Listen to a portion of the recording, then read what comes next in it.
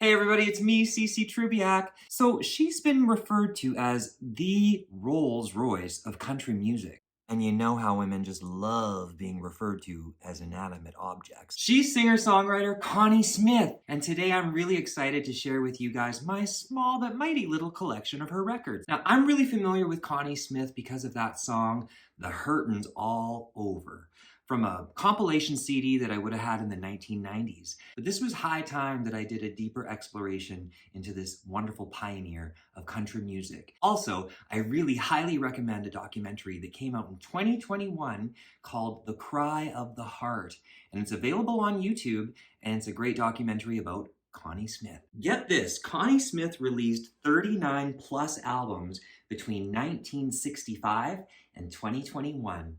In my own personal collection, I've got these 5. The earliest one I have is called Miss Smith Goes to Nashville.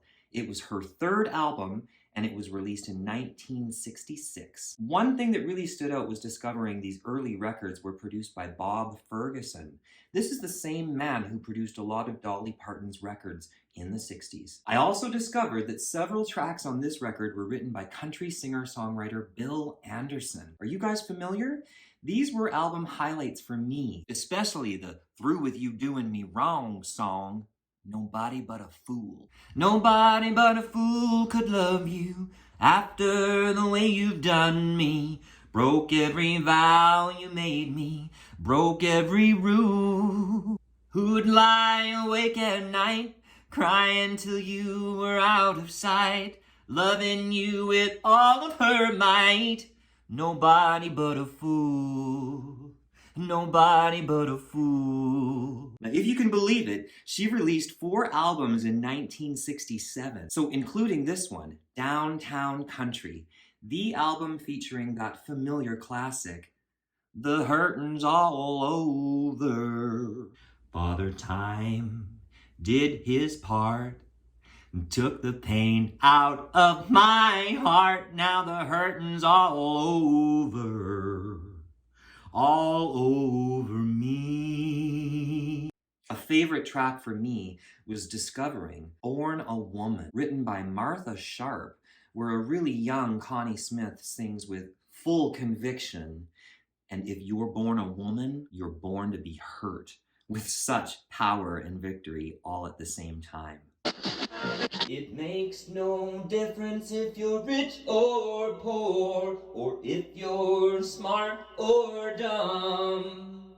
A woman's place in this old world is under some man's thumb.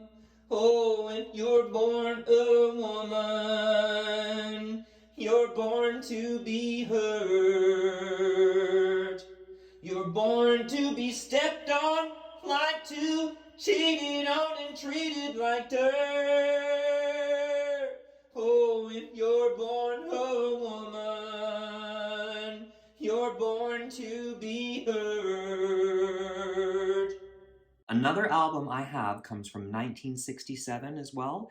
This one's called Connie in the Country, which would have been her 7th album. This was a continuation of a great sound, and I even discovered 2 Loretta Lynn covers on it. My favorite being The World of Forgotten People. Well, I'm a-living in a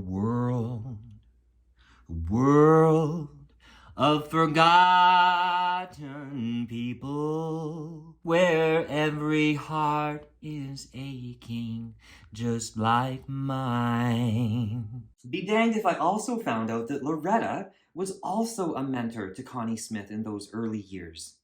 Sunshine and Rain from 1968 would have been her 11th album, and for fans of the Glenn Campbell, John Hartford penned Gentle on My Mind, or the Waylon Jennings, Only Daddy That'll Walk the Line, you'll be really happy to hear Connie's versions with some feminine lyrical changes, but effective nevertheless. Now, this final record in my collection fast-forwarded me all the way to 1974 for what would have been her 23rd studio album, but also one that would signify some personal and creative changes for her as an artist.